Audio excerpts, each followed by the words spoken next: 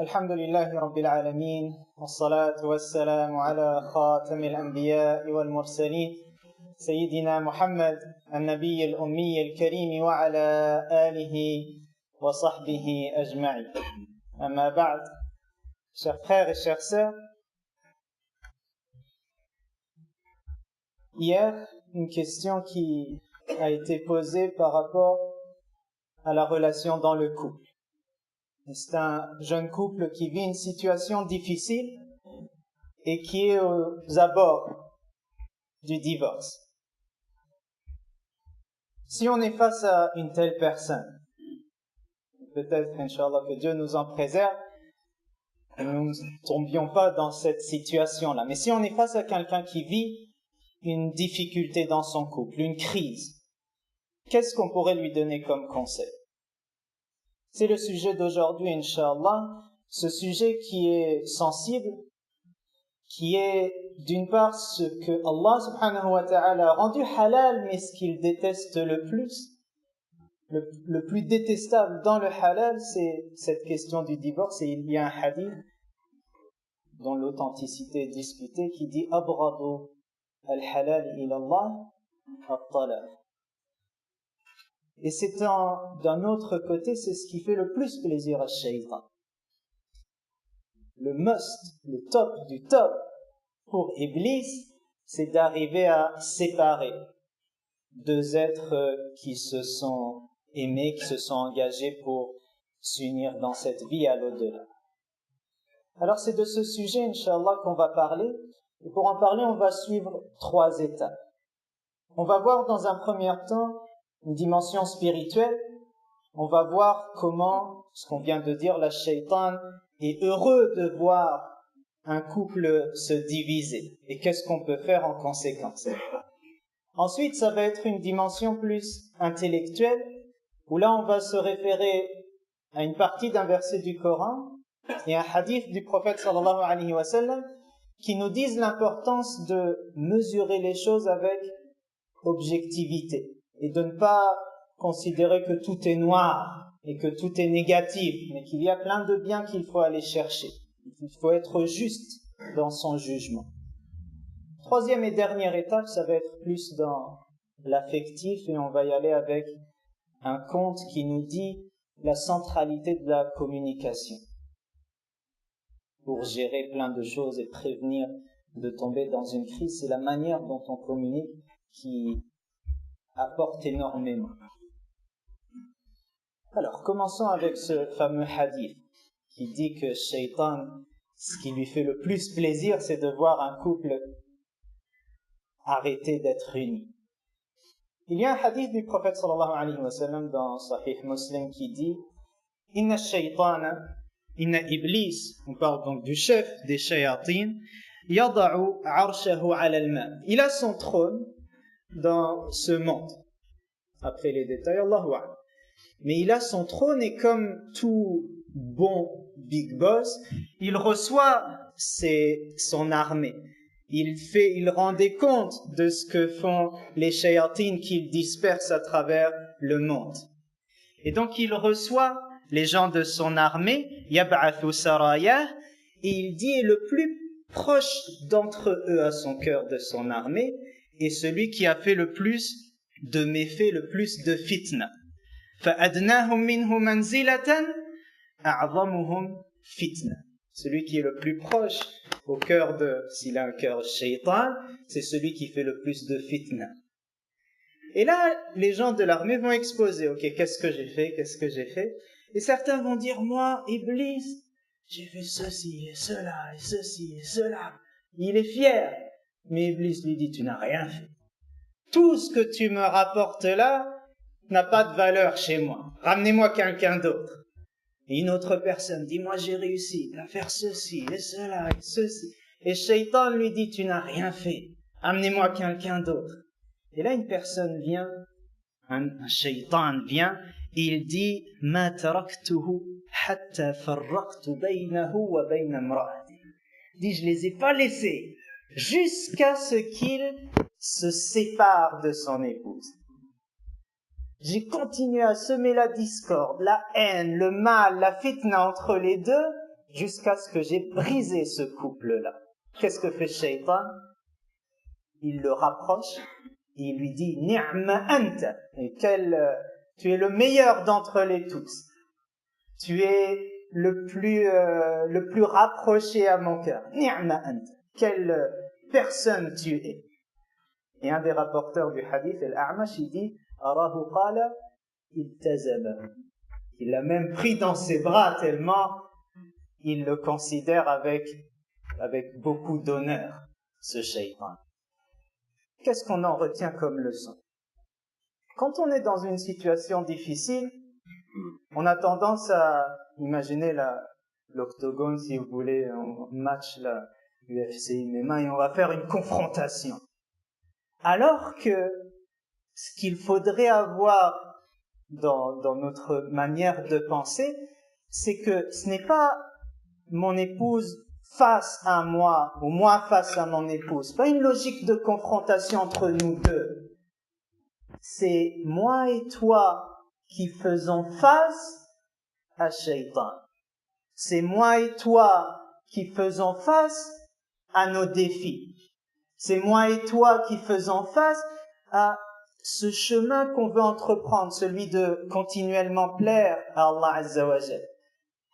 Donc c'est pas encore une fois une logique de confrontation, mais on s'accompagne, on s'entraide, on a la même vision, on a la même orientation, on a le même ennemi juré. Et on parle de shaitan, mais on pourrait élargir, ça peut être l'ego, ça peut être d'autres défauts qu'on doit combattre. C'est là notre ennemi. C'est pas toi, ma chère, mon tendre, mon amour. Et donc c'est, encore une fois, réorienter notre manière de voir. C'est simple à dire, mais c'est un déclic. Quand on arrive à se dire que là, ce n'est plus lui face à moi, elle face à moi, mais qu'il y a beaucoup d'autres choses qui entrent en considération, ça change la manière d'entreprendre donc la solution, d'aller vers une voie de la solution. Abdullah ibn Mas'ud, radiallahu anhu wa ardah, un compagnon, une fois on vient lui demander conseil. Et on lui dit, je me suis marié et je crains que cette femme-là, qu'elle n'arrive à un moment donné, qu'elle arrive à me détester, me haïr. Que puis-je faire? Et je veux dès le départ instaurer ce qui garantit l'amour. Je viens de me marier, je veux que l'amour dure et qu'il n'y ait pas de haine jamais entre nous. Et Abdullah ibn Mas'ud va lui dire ce que tu vas faire. Lui dit d'abord Al-ulfu min Allah wal-farqu min ash-shaytan. Mets-toi ça dans la tête. L'amour, ce qui est positif, c'est d'Allah Azza wa Jal. La haine, tout ce qui est le farq, on va le revoir dans le hadith tout à l'heure, c'est la haine spécialement dans le couple, entre le mari et son épouse, entre la conjointe et son mari. Cette haine, elle vient de shaitan. Et donc, développe ta relation avec Allah Azza wa Jal et calme ou efface, écrase cette voix de shaitan. Puis, il lui donne un conseil pratique. Il lui dit, lorsque vous allez vous retrouver, la première chose que vous allez faire, c'est prier ensemble. Vous allez prier, vous diriger vers la même direction. Instaurer cet état spirituel. On croit en Allah Azza wa Jal, on est unis devant Dieu, on est unis pour chercher à lui plaire et faire le maximum pour rester sur ce droit chemin. La prière, elle va apporter énormément de bien entre vous deux. Elle oriente votre direction. Donc ça, c'était le premier conseil. Au niveau spirituel, l'importance de travailler sur sa foi, sa relation avec Allah Azza wa Jal et de reconnaître son ennemi. Ce n'est pas la personne qui est à mes côtés, c'est le shaitan, sa volonté de briser la relation qu'il y a entre nous. Deuxième conseil, une partie d'un verset dans Surat An-Nisa. Il y a un hadith qui va faire écho à ce verset. À la fin du verset dont il est question, c'est le verset 19, il dit, Allah subhanahu wa ta'ala dit, وَعَاشِرُهُنَّ بِالْمَعْرُوفِ فَإِنْ كَرِهْتُمُوهُنَّ فعسى أن تكرهوا شيئا ويجعل الله فيه خيرا كثيرا. Dit, ayez vis-à-vis d'elle le comportement le plus convenable. Et s'il vous arrive de détester quelque chose en elle, eh bien sachez que Allah a mis en elle un bien immense. On voit le hadith et puis on va commenter, Inch'Allah.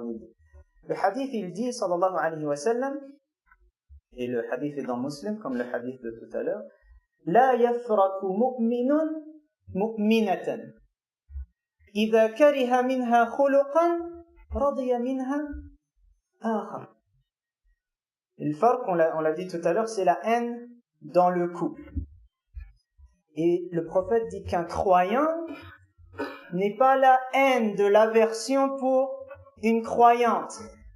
Il aurait pu dire que le mari n'est pas la haine envers son épouse, mais il utilise le croyant envers la croyante pour te dire quelque chose.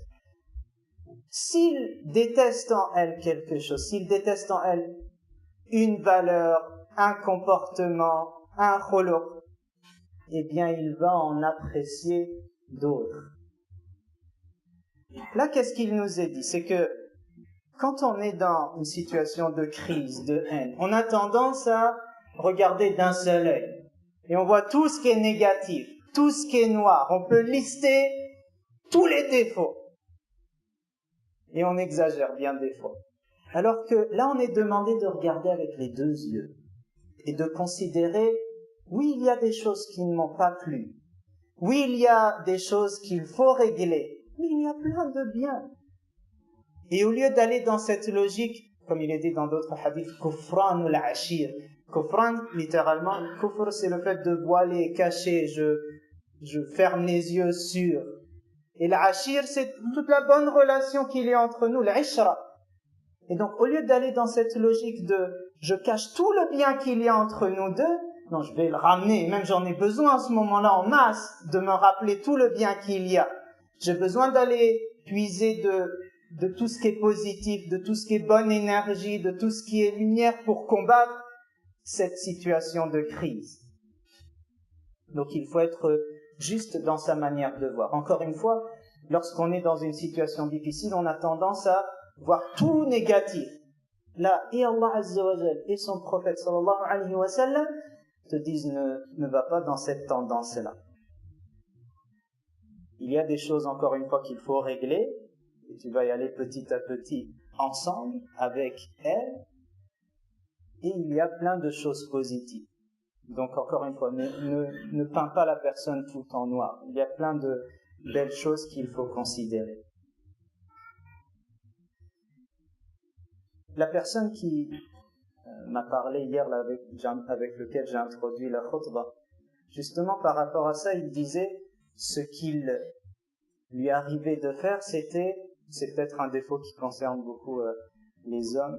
On dit on a du mal à exprimer nos émotions, à savoir plus que je suis heureux, je suis fâché, mais plein d'autres manières de parler de ses émotions. Donc il disait, lui, ce qu'il faisait, c'est à chaque fois qu'il y avait un défaut, il le capte, mais il le garde pour lui-même. Il capte un défaut, puis il le garde pour lui-même. Et au final, c'est une accumulation. Et c'était trop gros, à un moment, ça a explosé sur la personne.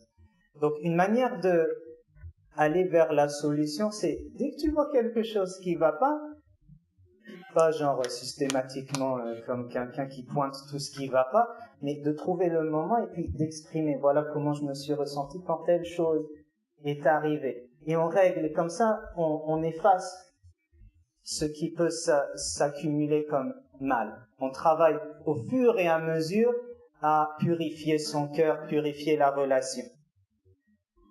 Et comme ça, on a toujours le positif qu'on voit chez l'autre personne. إن رضي منها خلقا إن كره منها خلقا رضي منها آخر. Tu n'aimes pas quelque chose chez elle, vois tout le bien que tu peux aimer. Et ce qu'on voit et dans le verset et dans le hadith, c'est qu'on invoque ta foi.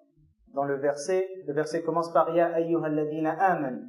Et dans le hadith, il te dit La yafraku mu'minun mu'mina. On parle donc de ta foi, on vient invoquer ce qu'il y a le plus profond en toi, toi qui veux chercher l'excellence, toi qui es en relation avec Allah Azza wa Jal, sois juste, sois quelqu'un de positif, va chercher ce qui, Inch'Allah, plaît à Allah Azza wa Jal. Et vois en la personne face à toi aussi une croyante. Et c'est en soi une qualité énorme. Donc vois en lui, vois en elle. Le positif commence par cette croyance-là que tu as, qu'elle a, que vous partagez et qui vous appelle, Inch'Allah, à redresser la situation pour le mieux. On a vu une dimension spirituelle, donc combattre Shaitan, travailler sur sa relation avec Allah Azza wa Jal, notamment le fait de prier ensemble. La dimension intellectuelle, c'est de analyser correctement les choses et de ne pas être subjectif dans les émotions, on voit que le négatif, mais aller chercher le positif. Et là aussi, ces deux choses-là, c'est facile à dire, mais c'est des déclics. Quand on pense de cette manière, ça calme le jeu d'entrée. Troisième apport qu'on pourrait amener, c'est l'importance de bien communiquer. Et pour illustrer le propos, un conte. Alors le conte, il n'est pas exactement comme ça, on l'a modifié pour que ça rentre dans le sujet. C'est une femme. Elle vient voir quelqu'un qui est dans le domaine de la pharmacie. Il a les médicaments, mais il a aussi à l'arrière de son magasin d'autres types de médicaments qui peuvent faire du mal. Il vend ce qui guérit, il vend aussi ce qui tue. Elle va voir cette personne-là et lui dit « J'ai un problème et j'aimerais aller avec toi en arrière du magasin. Parce que le problème, je vais en finir à la base. » « Quel est ton problème ?» dit le monsieur. Et elle répond « Mon mari. Mon mari, au début, il était très bon, très gentil, toujours présent. Il me protège, il m'écoute quand je parle, toujours il me complimente. Et puis petit à petit, il s'est mis à l'aise, il commence à mettre ses pieds sur la table, il commence à me donner des ordres, il n'y a plus de merci, il n'y a plus de rien. J'aimerais me séparer de lui de manière radicale. J'aimerais que tu me donnes une de tes poudres ici qui va me tuer. Le monsieur, il dit, je comprends ce qu'il y a entre vous deux. Et il lui dit, j'ai ce qu'il faut pour toi. Tu vas prendre cette potion et tu vas glisser juste une pincée de cette potion dans chacun de ces repas, midi et soir.